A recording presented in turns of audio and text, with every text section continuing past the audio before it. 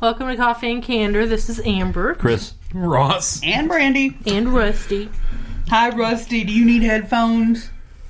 He don't even care. So don't talk to me, bitch. All right, so there's an article, and I'm embarrassed for us as a society that this needs Don't be embarrassed for us. We say worse than this every day. That this needs to be said, but it's going to be. And I quote, "Doctors warn against butthole sunning ritual as it increases skin cancer risk." And no one wants... What is that picture? I can't tell. They got their legs open. There you go. Oh, my. Yeah. Dude, what? Oh, Lord. Like, no one wants to have to go and have a skin biopsy done on their sphincter. But Amber... I can't tell if that's a girl or a boy, but they're, like, doing the whole taint. No, that's a girl, because they've got... The one I saw was two dudes. Yeah. They've got the sunbeam over her nipples. Ah, okay. You see it? But, so Amber brought up a good point. She said, would that bleach it or tan it? Tan it, unless... And I'm of the same opinion that I think it would tan it, unless you had some sort of, like, lightening agent. butthole sun in. Yeah, like lemon juice on your butthole. Or Probably not bleach. So what, you go to the grocery store and get one of those spray bottles of lemon juice? Well, how else would you do it, Ross? I mean, what are you going to, like, do a lemon on your sphincter like a juicer? I'm just going to put this out here. I hope you don't have hemorrhoids, because that's going to sting. Oh, shite. Well, if you don't, you're gonna when you get butthole cancer and they have to take a skin biopsy. Well, not butthole cancer. That's what Farrah Fawcett died from. Anal cancer. This would be skin cancer on your butthole. No, I think that's an important distinction. Y'all, I saw butthole cancer. Yeah, she had anal cancer. It was literally of her anus. Was it like the colon? No, anal cancer. Yeah, I know, right? I didn't know that was a thing. Except and then they, from what I'm not making. Didn't know that was a thing. I'm not making a joke because they said she fought it hard and she suffered. Like, apparently her entire gastrointestinal. I mean, it's just sad. I mean, cancer's bad enough, but it sounds like it really whipped her ass. Like it was an ugly, terrible. Well, but at least she went out fighting. Oh, they said she, and by the time that they knew it was, like she was able to make peace, and she had like her ex-husband who remained like one of her best friends was there, and her best friend were there, and so, I mean, it's just because everybody said she was a really neat, sweet lady, and you just hate to hear like a good person. People like Hitler never get asshole cancer. It's like. But you know what I'm saying? It's terrible when it's always been. Stop laughing. Well, I was covering my mouth. That's always been a fear of mine, is like getting like some kind of cancer or something like that, because I've always had, since I was a baby, I've had those problems. Yeah, a lot of digestive type issues. Man, I was gonna say just something. the phrase "ass cancer." It's pretty fucking funny. Like, I was going to say something and I've completely lost my train of thought. Alone. That's fine. I laugh alone a lot. I've completely lost my train of thought. Ass cancer? No, it wasn't about... It was something about... What the... That was my thinking noise, bitch. Oh. I don't know what the fuck that was.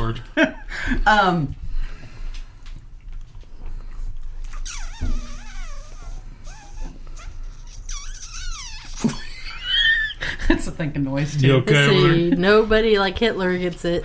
Well, yeah, I mean, you never, like, it's awful when anybody gets sick, but especially people, like, that are good, and then they die these horrible, and you're just like, that's just awful. Yeah.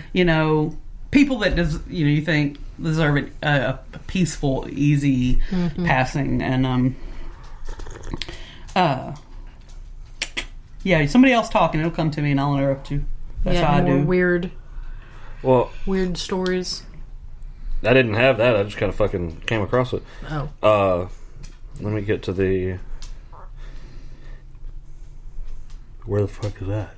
Well, hell, I don't have anything. Alright, well, I'm going to talk about this. This is sucking. I'm going to talk about this. I was trolling one of our community pages this week, and I saw that a veterinary clinic that had been in business here... Oh, God, at least 30 years. At least. Because Ross and I had a bad run-in with them when we were dating. Apparently the doctor got sick and couldn't do his thing anymore, and they found out that, like, for several years they've been doing things like, you take your dog in, you take your cat in, you think they've gotten their vaccinations, their immunizations, all that kind of thing. Heartworm tests have been run. They're not doing them. They're just like letting your dog sit there in a crate, and then they charge you and send you home. And, how many people's animals have gotten heartworm or parvo, and they're thinking, I did everything right. Yeah, it just made me sick. Yeah. Because it's hard enough. I mean... Because all of us, our animals are not animals. They are part of the family. And, They're our babies. You already know you're going to lose them and they're going to live a shorter lifespan, but you do everything you can to make that period of their life, that you have them. And so it makes me sick to think, because there's so many people that don't do right and they don't try. It makes me sick to think about people. I did everything, and I still, they just, and like stuff like leaving.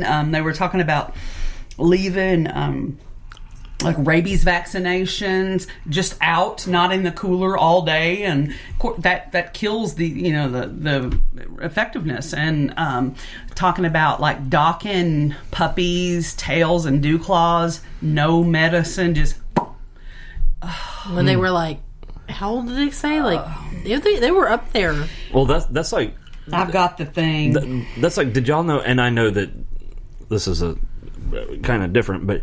Did y'all know that when they do a circumcision on a baby, they don't give them any pain meds? I mean, I know. Well, not in this country. They do in Europe.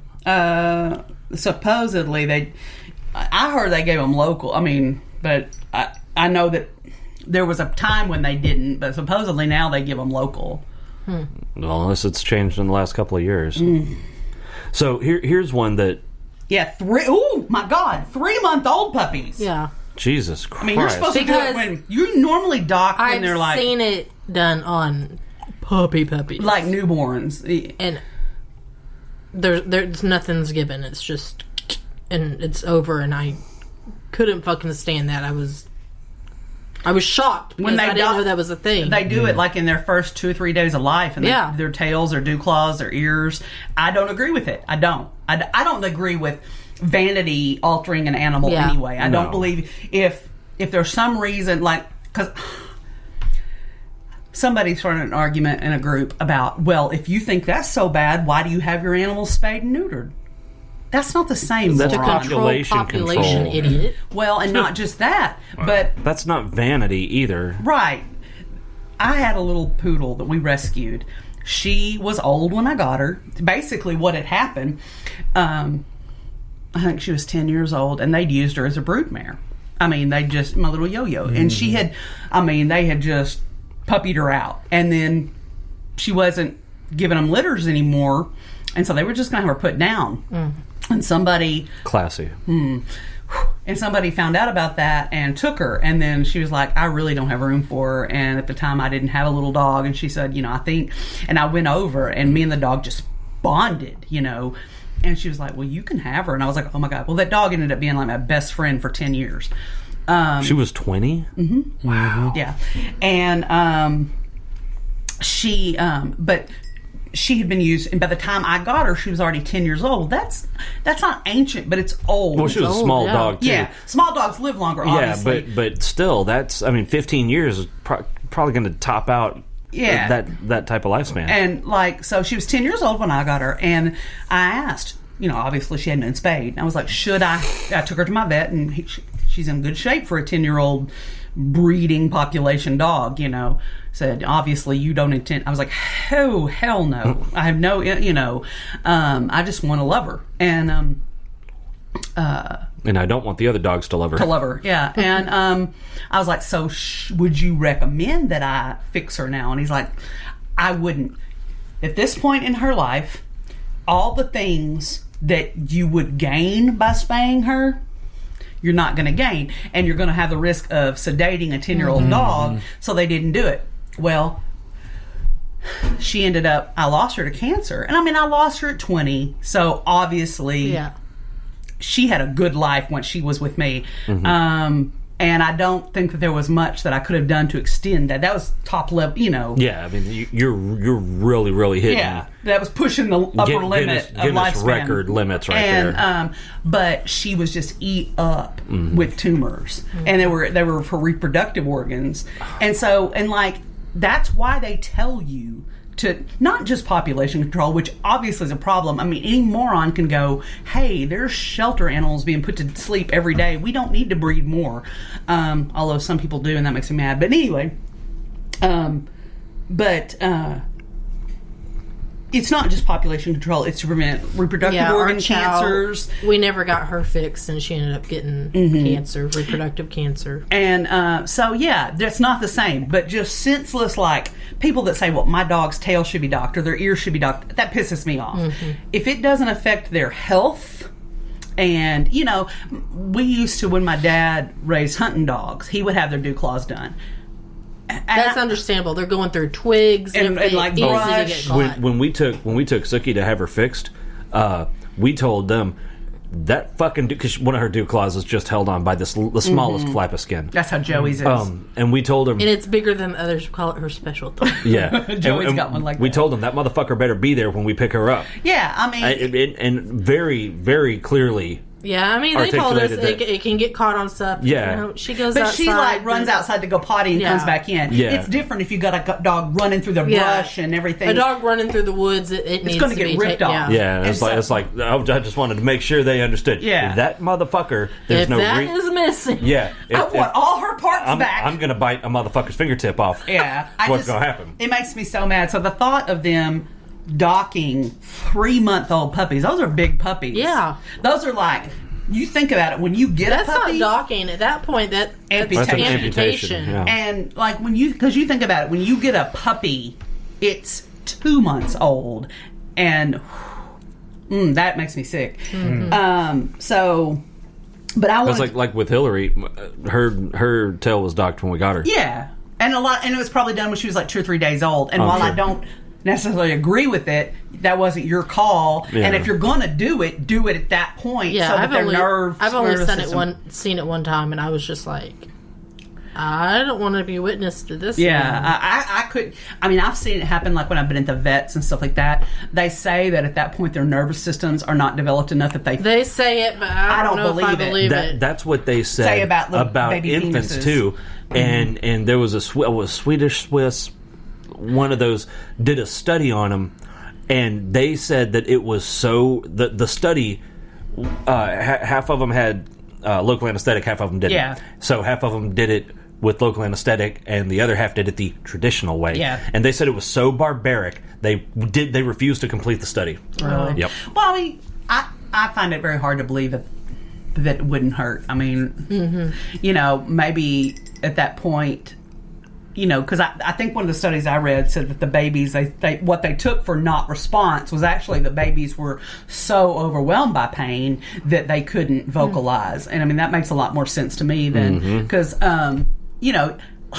I don't know if you ever did this butthole dumb thing, but I did. Like when like Alexis was little, put a new outfit on her and accidentally forget to take the pin out of it. Like, first of all, who fucking puts pins in baby clothes? Shit. But that's a dickhead thing to do. They used to do that, like little sleepers and stuff would have. And I messed up one time, and it poked, and my baby, and he was little, he knew pain because he freaked out. Oh yeah. You're frantically looking, trying to figure out, and then you find, that you got a fucking straight pin buried 2 inches in. Jesus. Yeah.